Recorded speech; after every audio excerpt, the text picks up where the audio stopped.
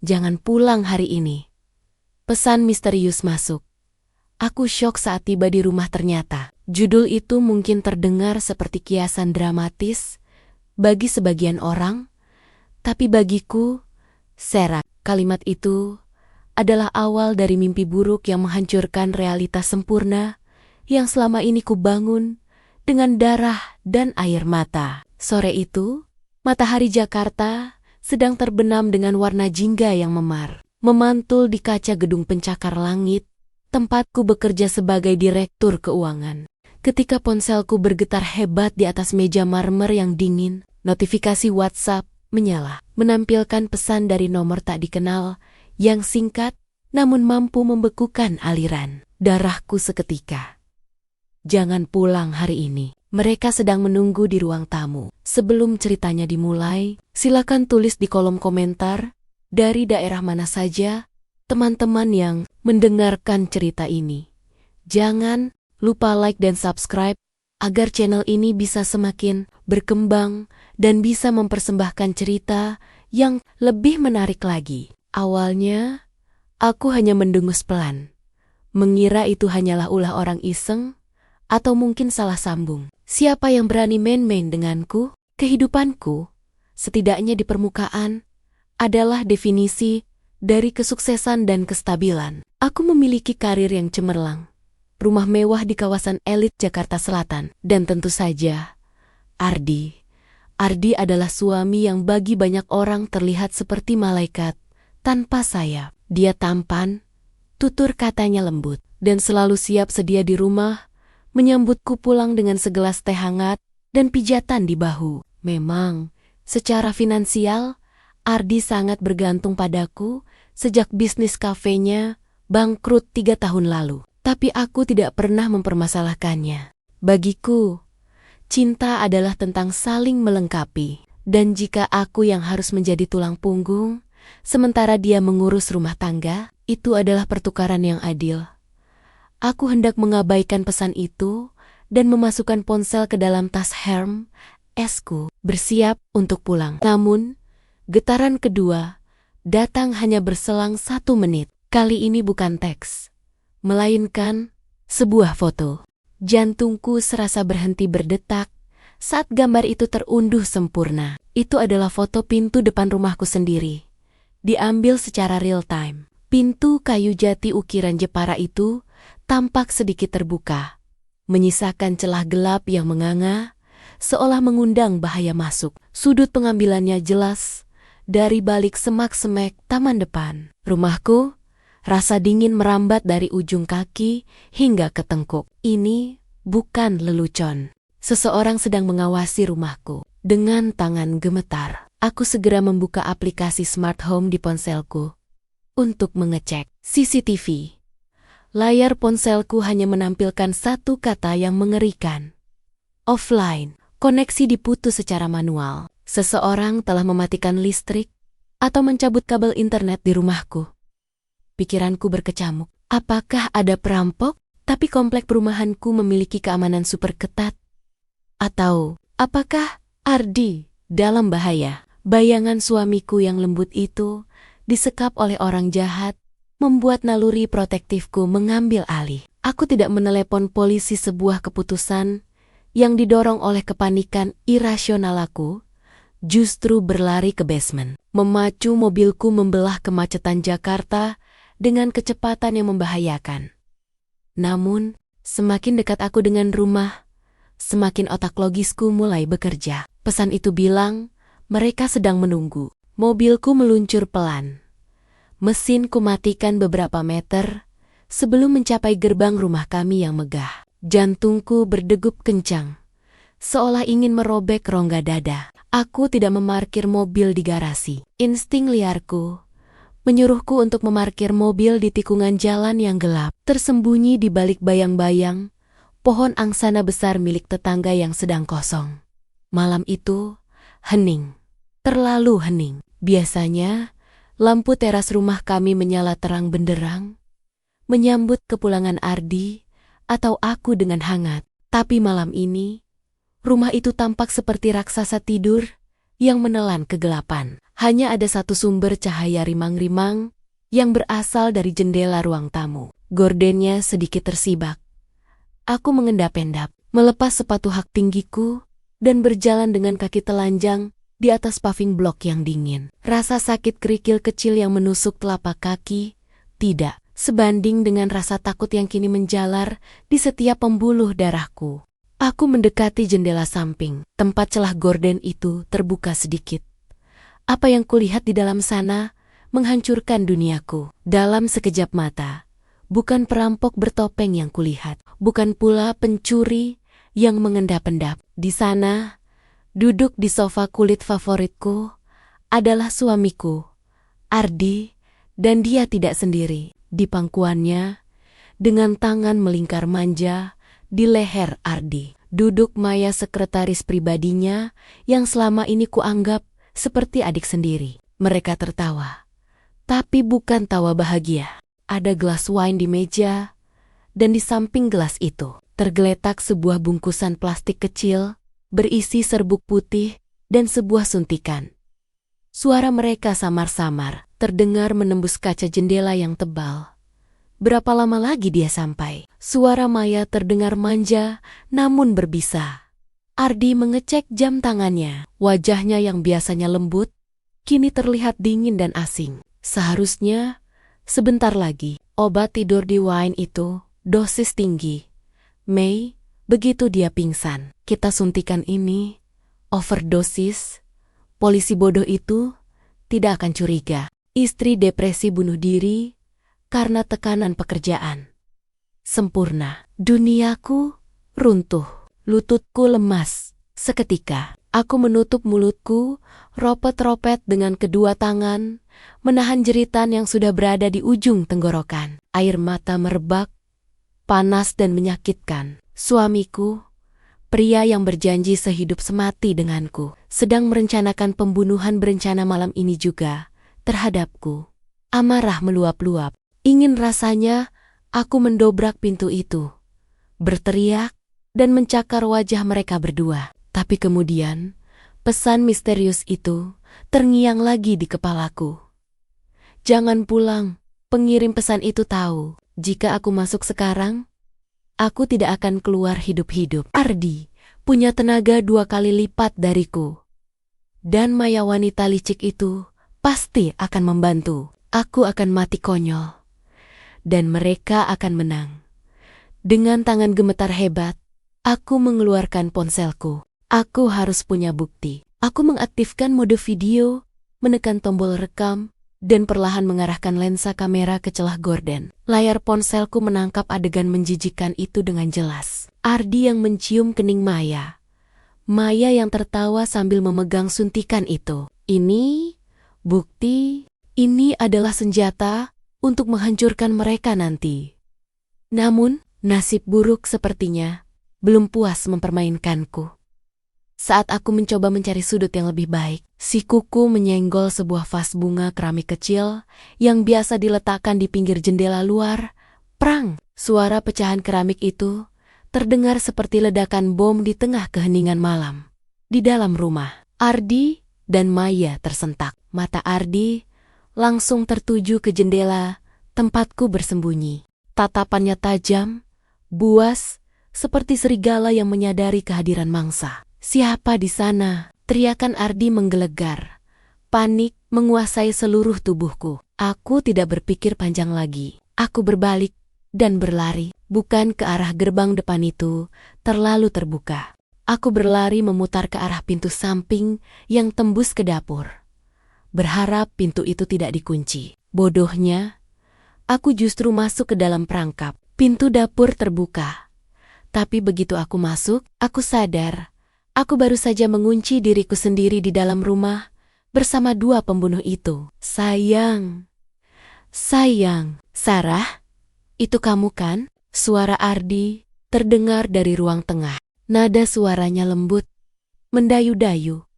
Persis seperti saat dia membujukku. Tapi kali ini, nadanya membuat bulu kudukku berdiri. Itu adalah nada suara predator yang sedang bermain-main dengan makanannya.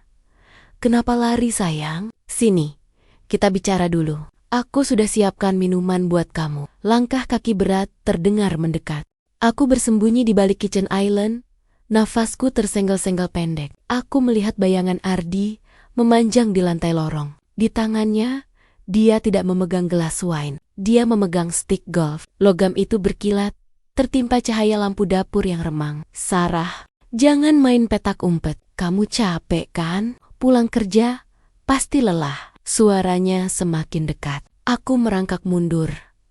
Air mata membasahi pipiku tanpa henti. Aku harus keluar. Satu-satunya jalan keluar yang tersisa adalah jendela kecil di kamar mandi tamu yang letaknya di ujung lorong dapur. Aku menunggu momen yang tepat. Saat bayangan Ardi bergerak ke arah ruang makan, aku bangkit dan berlari sekencang mungkin menuju kamar mandi. Itu dia, teriak Maya. Rupanya wanita ular itu mengawasi dari sisi lain. Jangan biarkan dia lolos. Ardi meraung. Kelembutannya hilang seketika, digantikan oleh nafsu membunuh yang murni. Aku membanting pintu kamar mandi dan menguncinya. Detik berikutnya, hantaman keras mengguncang pintu. Ardi mendobraknya. Buka, dasar pelacur sialan. Buka, atau aku hancurkan kepalamu. Aku tidak punya waktu untuk menangis. Aku memanjat wastafel, membuka jendela ventilasi yang sempit di bagian atas tembok. Tubuhku gemetar hebat, tapi adrenalin memaksaku bergerak. Aku mendesakkan tubuhku melewati celah sempit itu. Pinggangku terjepit. Rasanya sakit luar biasa. Brok, pintu kamar mandi mulai retak. Dengan sisa tenaga terakhir, aku menendang dinding dan berhasil meloloskan tubuhku keluar. Aku jatuh berguling di atas tanah becek di samping rumah. Lengan dan pahaku tergores bingkai jendela yang tajam. Darah segar mengalir perih. Tapi aku tidak peduli. Aku bangkit dan berlari. Tidak menoleh ke belakang. Aku melompati pagar tanaman tetangga, menerobos semak berduri, hingga akhirnya sampai di jalan raya utama yang ramai. Orang-orang menatapku aneh, seorang wanita berantakan, tanpa alas kaki, dengan pakaian kerja yang sobek dan berdarah. Sebuah taksi biru melintas. Aku melambaikan tangan dengan putus asa, hampir menabrakkan diri ke kap mobilnya agar berhenti. Supir taksi itu tampak kaget melihat kondisiku, tapi aku langsung masuk dan mengunci pintu. Jalan, Pak, cepat, jalan, kemana saja? Yang penting jauh dari sini, teriakku histeris. Mobil melaju meninggalkan komplek perumahan elit yang kini terasa seperti neraka. Aku meringkuk di kursi belakang, memeluk lututku yang gemetar. Ponselku masih tergenggam erat di tangan. Aku tidak bisa ke kantor polisi. Ardi adalah pengacara top. Dia punya koneksi di mana-mana. Dia tahu cara memutarbalikkan fakta. Jika aku melapor sekarang, dengan kondisi histeris seperti ini, dia bisa dengan mudah mengklaim aku mengalami gangguan jiwa persis seperti skenario yang dia rencanakan tadi. Aku butuh tempat yang aman, tempat di mana dia tidak akan pernah berpikir untuk mencariku. Hotel Melati Indah, Pak. Di pinggiran kota, kataku lirih. Itu hotel murah yang pernah kulihat pelangnya saat survei lokasi proyek bulan lalu. Tempat kumuh yang tidak mungkin didatangi orang sekelas Ardi. 1 jam kemudian, aku duduk di tepi ranjang hotel yang spraynya berbau apek. Lampu kamar berkedip-kedip suram. Aku sendirian. Benar-benar sendirian. Rasa takut perlahan berganti menjadi rasa hampa yang mengerikan. Suamiku ingin membunuhku. Sahabatku mengkhianatiku. Hidupku yang sempurna ternyata hanyalah sebuah panggung sandiwara yang busuk.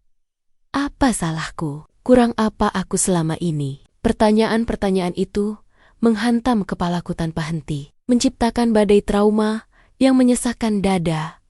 Tiba-tiba ponselku bergetar lagi. Jantungku hampir copot. Sebuah notifikasi pesan masuk dari nomor tidak dikenal yang sama. Nomor yang menyelamatkan nyawaku tadi. Dengan jari gemetar, aku membuka pesan itu. Isinya singkat, tapi cukup untuk membuat darahku berdesir. campuran antara harapan dan ketakutan baru. Kau selamat. Bagus. Sekarang dengarkan aku baik-baik. Jika kau ingin mereka hancur sehancur-hancurnya. Permainan baru saja dimulai. Sarah, angin malam yang menyusup dari celah jendela hotel tua itu terasa menusuk. Seolah alam semesta pun tahu bahwa kehangatan telah lenyap dari hidupku. Pesan singkat itu masih menyala di layar ponselku.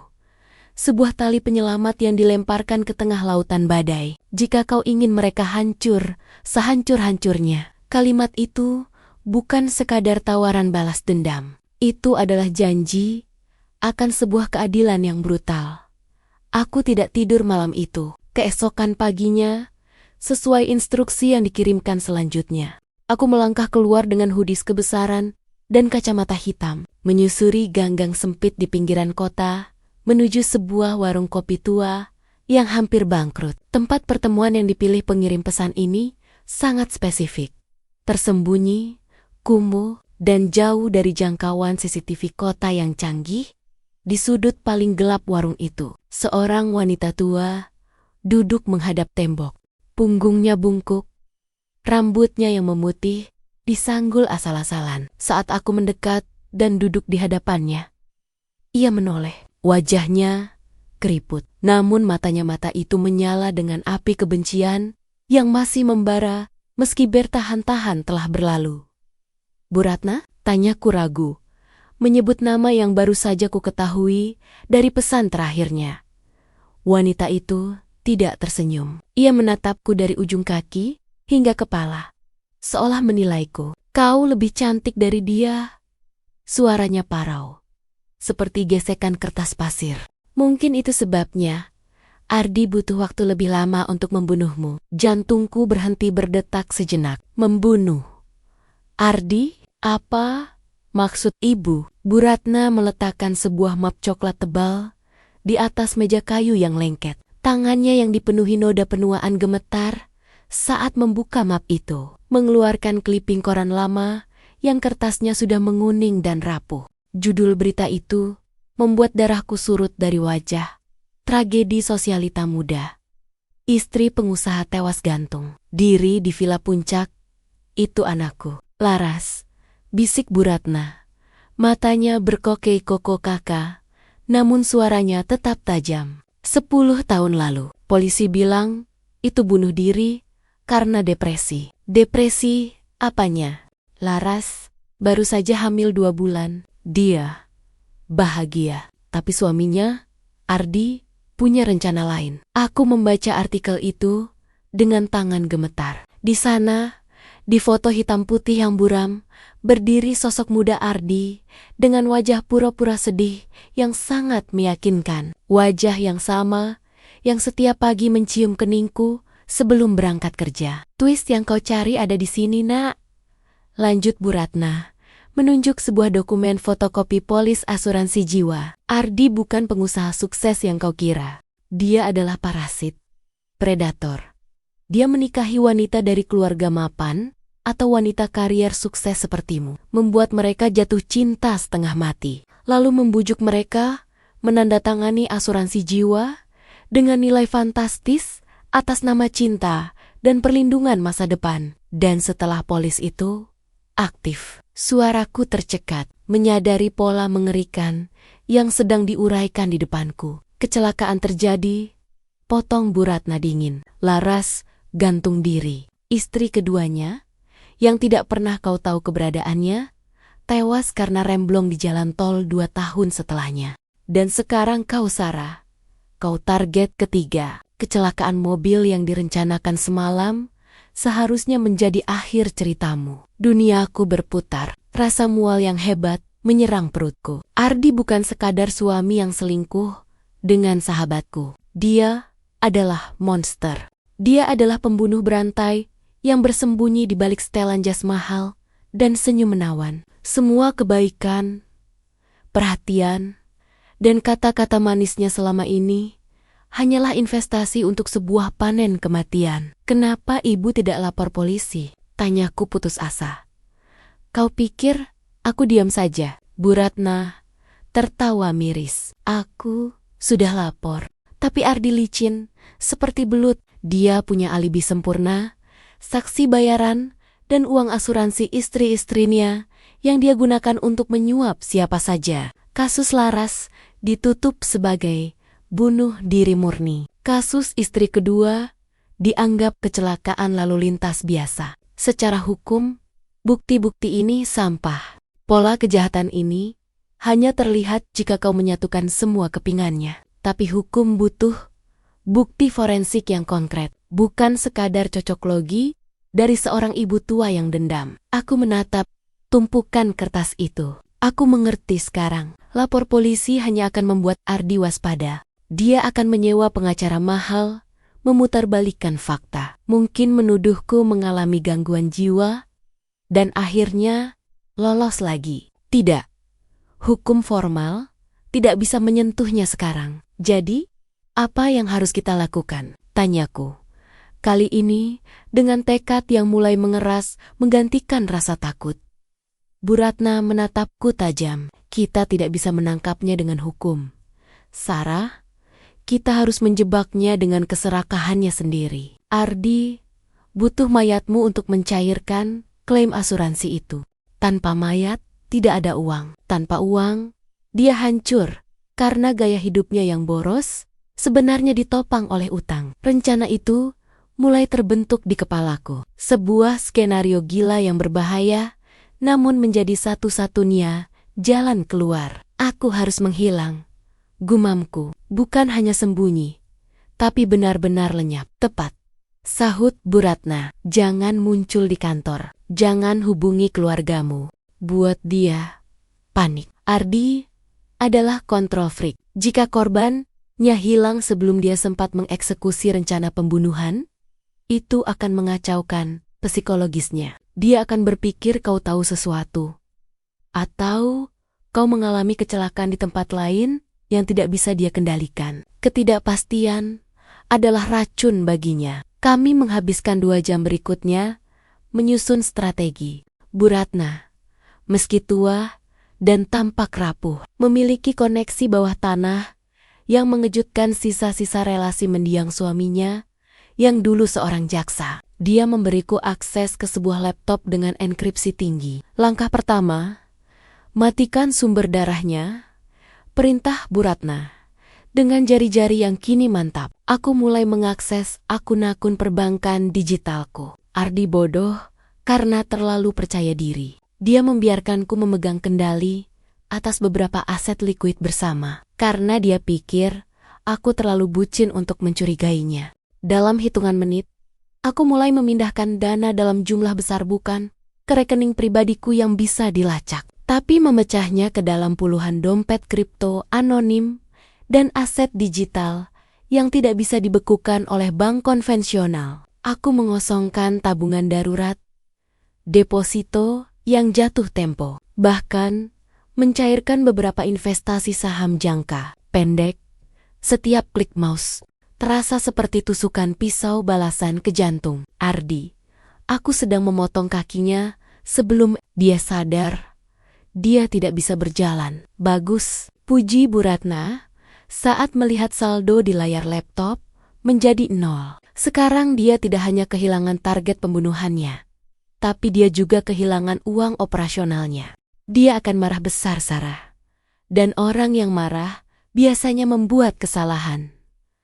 Aku menutup laptop itu dan menatap Bu Ratna. Ini baru permulaan. Aku akan membuatnya merasakan neraka di dunia sebelum dia benar-benar masuk ke sana. Hari itu, Sarah yang lugu dan penurut resmi mati di warung kopi kumuh itu. Yang bangkit adalah seorang wanita yang siap bermain catur dengan iblis, di mana taruhannya adalah nyawa. Kepalaku rasanya seperti dihantam palu godam berulang kali. Berdenyut nyeri tanpa henti sejak aku menginjakan kaki kembali di rumah ini. Rumah yang seharusnya menjadi istanaku, tempat aku merayakan kebebasan baru bersama Maya. Kini justru terasa seperti penjara, dengan tembok-tembok yang perlahan menyempit, siap meremukan tulang-tulangku. Botol-botol minuman keras kosong berserakan di meja ruang tamu. Saksi bisu malam-malam tanpa tidur yang kulalui. Rencanaku seharusnya berjalan mulus. Sarah pergi. Kecelakaan yang direkayasa itu seharusnya menutup semua jejak. Dan uang asuransi serta asitisetnya akan jatuh ke tanganku. Tapi kenapa rasanya ada yang salah? Kenapa firasatku berteriak bahwa ada mata yang sedang mengawasiku dari sudut-sudut gelap ruangan ini? Ardi, kamu dengar aku nggak sih? Suara Maya yang melengking memecahkan lamunanku, lebih tajam daripada pecahan kaca. Dia duduk di sofa seberang. Kakinya diangkat ke atas meja. Sambil sibuk memoles kuteks merah darah di kukunya, aku memijat pelipis, menahan amarah yang meluap. Apalagi, Mei, aku sedang pusing memikirkan langkah selanjutnya. Uang, Ardi, uang, tagihnya tanpa menoleh, meniup-niup kukunya dengan santai. Kamu janji, minggu ini kita bisa belanja tas baru. Lagian, si Sera itu kan sudah nggak ada. Hartanya pasti sudah bisa kamu cairkan kan? Jangan bilang kamu mau menunda jatahku lagi. Ingat, aku juga punya andil dalam rencana ini. Kata-katanya membuat darahku mendidih. Maya tidak tahu apa-apa soal betapa rumitnya situasi ini. Dia hanya tahu menghabiskan uang. Aku bangkit dengan kasar, meninggalkan Maya yang mencibir, dan melangkah menuju kamar utama kamar yang dulu kutempati bersama Sarah. Saat aku membuka pintu kamar, udara dingin menyergapku. Bukan dingin dari AC, tapi dingin yang menusuk tengkuk, membuat bulu kuduku meremang seketika. Dan kemudian, aroma itu tercium. Bau melati. Itu adalah aroma parfum favorit Sarah. Wangi yang lembut, namun khas. Wangi yang selalu menempel di baju-bajunya. Jantungku berhenti berdetak sesaat. Aku terpaku di ambang pintu. Mataku menyapu seisi ruangan dengan liar. Mustahil. Aku sudah membuang semua barang-barangnya. Aku sendiri yang memasukkan semua baju, kosmetik, dan pernak-perniknya ke dalam kantong sampah hitam besar dan membakarnya di halaman belakang 2 hari lalu. Aku memastikan semuanya menjadi abu. Namun, hidungku tidak mungkin salah. Aroma itu begitu kuat, seolah-olah Sarah baru saja berdiri di sini beberapa detik yang lalu. Dengan langkah gemetar, aku mendekati meja rias. Napasku tercekat di tenggorokan. Di sana, tepat di tengah meja rias yang seharusnya kosong melompong, tergeletak sebuah sisir perak antik. Sisir perak itu berkilau dingin di bawah cahaya lampu kamar yang temaram. Itu adalah sisir kesayangan Sarah, benda pusaka dari neneknya yang selalu ia jaga seperti nyawanya sendiri. Aku ingat betul saat aku melemparkan sisir itu ke dalam kobaran api 2 hari lalu. Aku melihatnya menghitam, giginya meleleh, dan gagang peraknya terdistorsi oleh panas yang membara. Namun sekarang, benda itu tergeletak di sana, utuh, sempurna, tanpa noda sedikit pun. Kakiku lemas. Aku mundur selangkah, menabrak kusen pintu. Rasa takut yang primal merayap naik, mencengkeram akal sehatku. Apakah ini hantu? Apakah arwah Sarah kembali untuk menghantuiku? Tidak. Aku, Ardi, adalah pria logis. Aku tidak percaya pada tahayul murahan. Jika sisir itu ada di sini, artinya ada seseorang yang meletakkannya. Seseorang yang tahu persis apa yang telah kulakukan dan sedang mempermainkan. Kewarasanku, pikiranku langsung tertuju pada satu nama. Maya. Hanya dia yang tahu segalanya. Hanya dia yang punya akses ke rumah ini selain aku. Kemarahanku meledak, mengalahkan rasa takut. Wanita itu, dia pasti sedang mencoba memeras lebih banyak uang dariku dengan trik murahan ini. Aku menyambar ponselku, jariku gemetar saat mendial nomor Maya. "Kau di mana?" bentakku begitu panggilannya tersambung. "Di apartemen, sayang." "Kenapa? Suaramu begitu?" Suara Maya terdengar manja, kontras dengan badai di kepalaku. "Jangan pura-pura bodoh. Sisir itu, kau yang menaruhnya di meja rias kan? Kau mau main-main denganku?" Hening sejenak. "Ardi, aku tidak tahu apa yang kau bicarakan. Aku tidak ke rumahmu sejak kemarin malam. Kau sendiri yang melarangku datang karena takut tetangga curiga. "Jangan berbohong," teriakku. Suaraku menggema di kamar kosong itu. "Dengar baik-baik, Maya. Jika kau berani mengkhianatiku atau mencoba membuatku gila, kau akan menyesal. Ingat, sidik jarimu ada di mana-mana. Jika polisi datang, kau yang akan jatuh." "Kau pikir aku tidak punya rencana cadangan?" "Semua bukti yang mengarah padaku bisa dengan mudah kubelokkan menjadi bukti kejahatanmu karena cemburu buta." Aku menutup telepon dengan kasar. Napasku memburu. Rencanaku memang begitu sejak awal. Maya hanyalah pion, gadis bodoh yang dibutakan cinta, alat yang sempurna untuk membuang mayat dan menghilangkan jejak, lalu dibuang saat tidak lagi berguna. Jika penyelidikan Sarah mengarah padaku, aku sudah menyiapkan narasi bahwa Maya adalah selingkuhan psikopat yang melenyapkan istri sahku. Sempurna. Namun, di ujung telepon yang lain, di sebuah apartemen sewaan yang sempit, Maya tidak sedang menangis ketakutan. Dia meletakkan ponselnya di atas meja dengan tenang, tatapannya dingin dan tajam. Jauh berbeda dari citra wanita manja yang selama ini ia tampilkan di hadapan Ardi. Maya menatap pantulan dirinya di cermin. Wajahnya keras. Dia bukan sekadar selingkuhan yang naif. Nama aslinya bukan Maya. Dan dia tidak jatuh cinta pada Ardi karena pesonanya. Dia ada di sini karena kakaknya, Rina, 3 tahun lalu, Rina bunuh diri setelah diteror dan diperas oleh mantan kekasihnya yang manipulatif. Pria itu menghancurkan mental Rina sampai tidak ada yang tersisa. Pria itu adalah Ardi, yang saat itu menggunakan nama samaran lain. Maya telah menghabiskan 2 tahun terakhir menyusup ke dalam hidup Ardi, merencanakan kehancurannya. Namun, dia membuat kesalahan fatal. Dia sempat terbuai. Dia sempat percaya bahwa Ardi mungkin telah berubah, atau bahwa dia bisa mengendalikan monster itu. Tapi ancaman Ardi, barusan bahwa dia akan dijadikan kambing hitam, membangunkan Maya sepenuhnya dari tidur panjangnya. Ardi tidak akan pernah berubah. Dia adalah predator yang akan memakan siapa saja untuk bertahan hidup. Tiba-tiba, ponsel Maya bergetar lagi. Bukan dari Ardi. Nomor tidak dikenal. "Halo," jawab Maya ragu. "Dia baru saja mengancam akan menjebakmu, bukan?" Suara di seberang sana membuat darah Maya membeku. Itu suara Sarah. Suara wanita yang seharusnya sudah mati. Atau setidaknya hilang selamanya menurut rencana Ardi. "Sarah," bisik Maya. Tangannya mencengkeram ujung meja.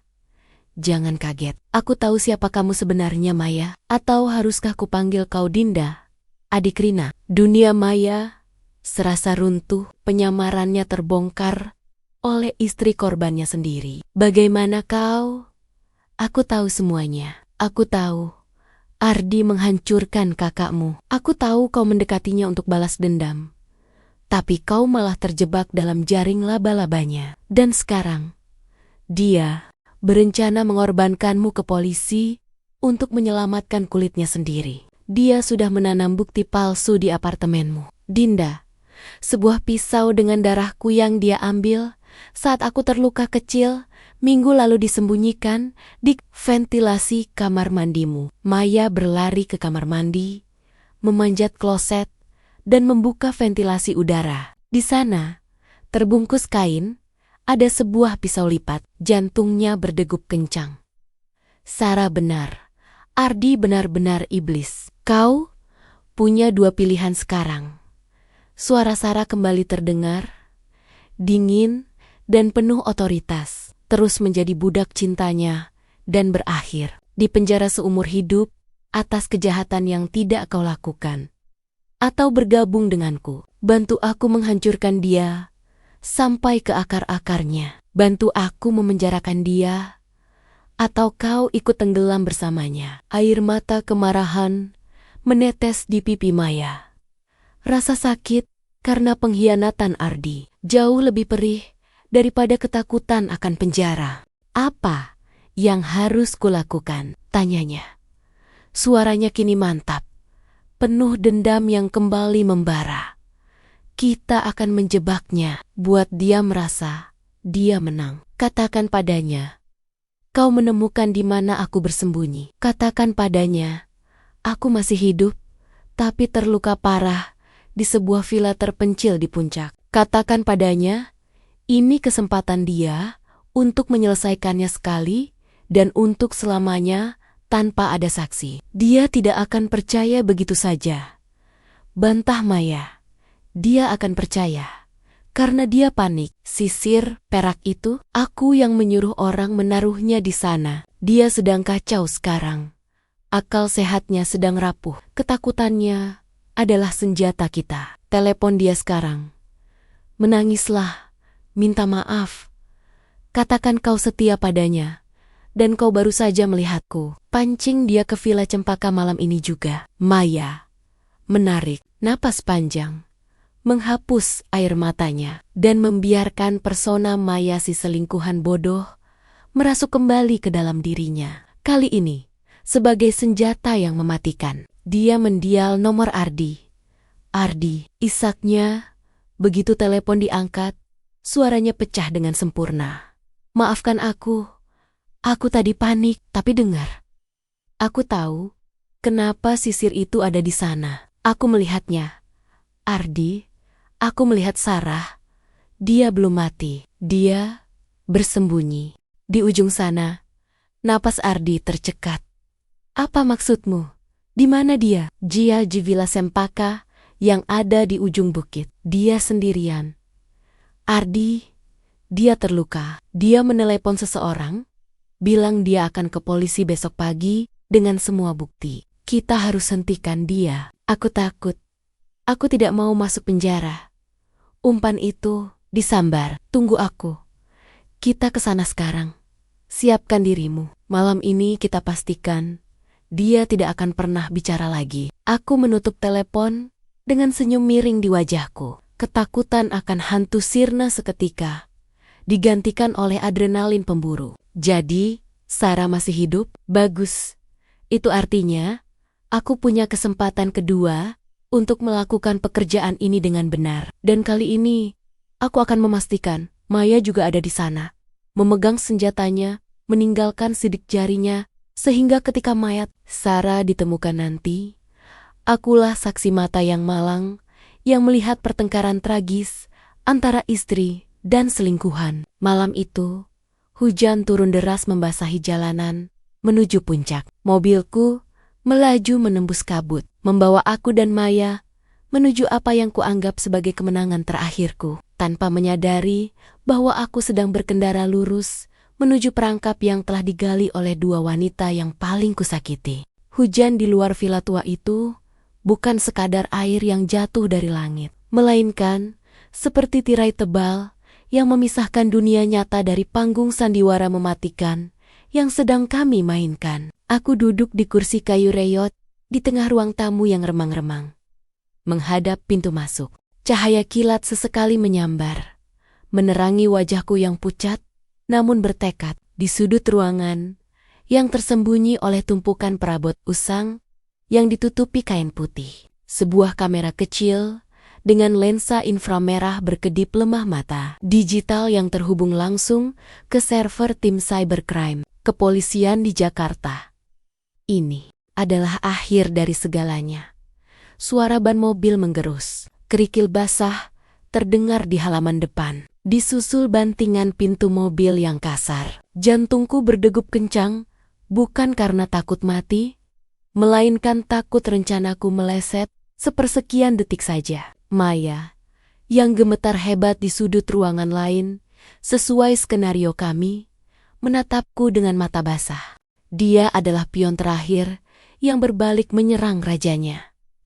Pintu depan didobrak terbuka. Angin malam yang dingin langsung menyapu masuk, membawa serta sosok Ardi yang basah kuyup. Di tangan kanannya, sebuah pistol hitam berkilau memantulkan cahaya lampu teras yang suram. Wajahnya bukan lagi wajah suami yang penuh kasih sayang, melainkan topeng iblis yang haus darah. Sarah, desisnya.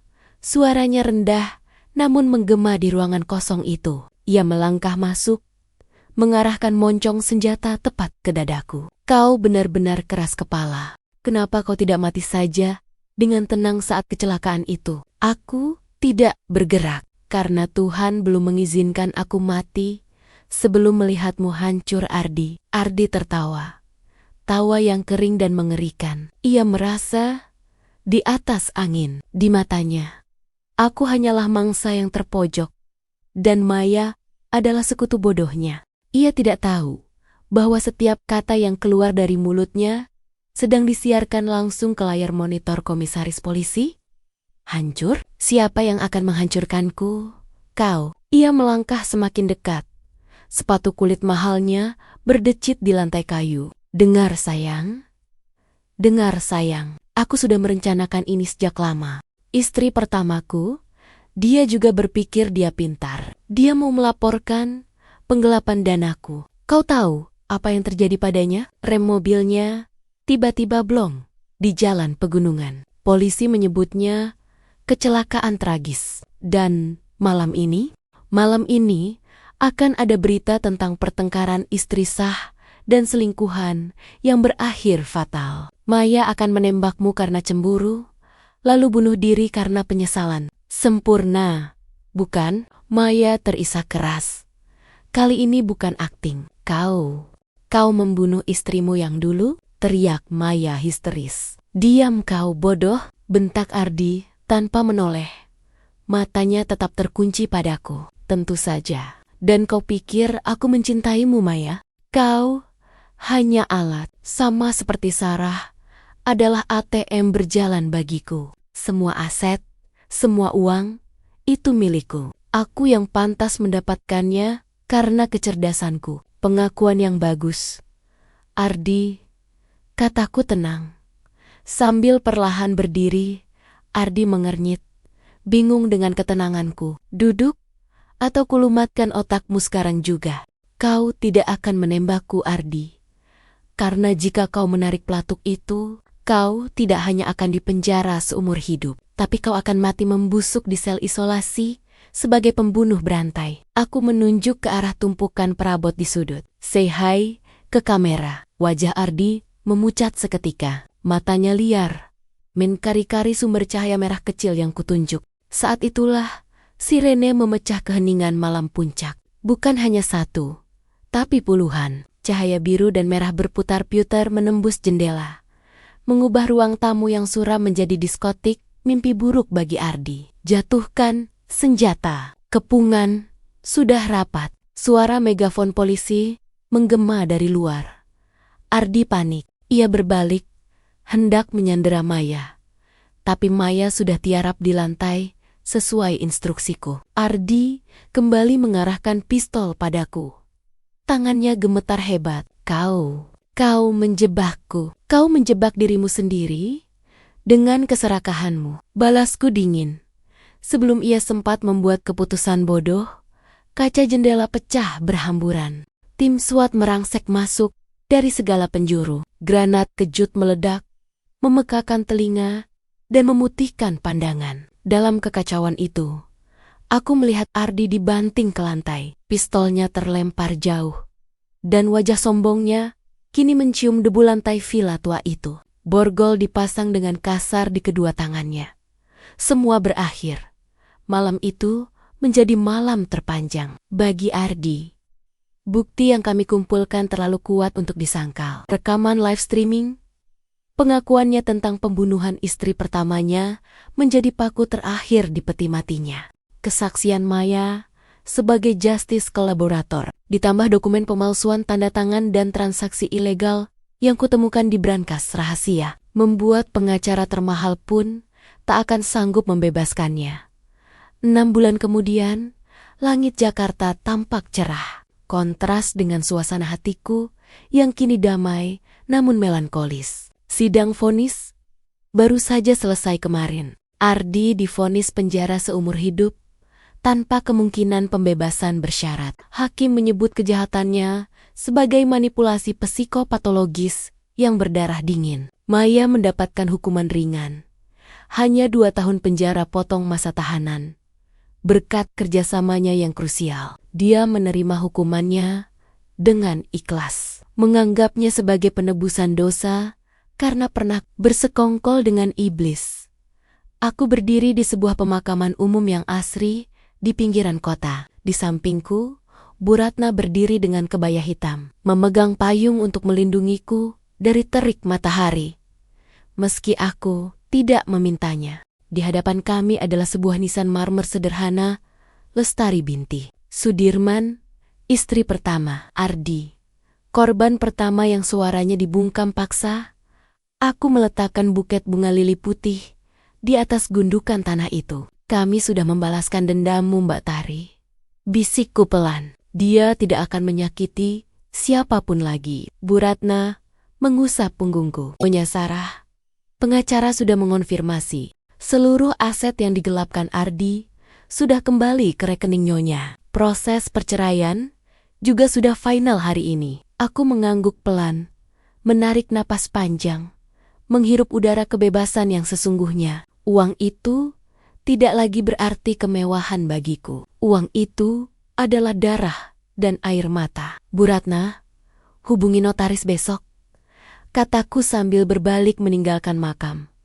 Melangkah menuju masa depan yang baru. Kita akan mendirikan yayasan. Yayasan Lestari Sarah. Kita akan bantu wanita-wanita yang terjerat penipuan pasangan, korban KDRT, dan manipulasi finansial. Aku akan gunakan kekayaanku untuk memastikan tidak ada lagi Ardi-Ardi lain yang bisa berkeliaran bebas. Aku berjalan keluar dari gerbang pemakaman dengan langkah ringan. Pesan misterius, jangan pulang hari ini, yang dulu memicu teror dalam hidupku. Kini kusadari adalah peringatan dari Tuhan.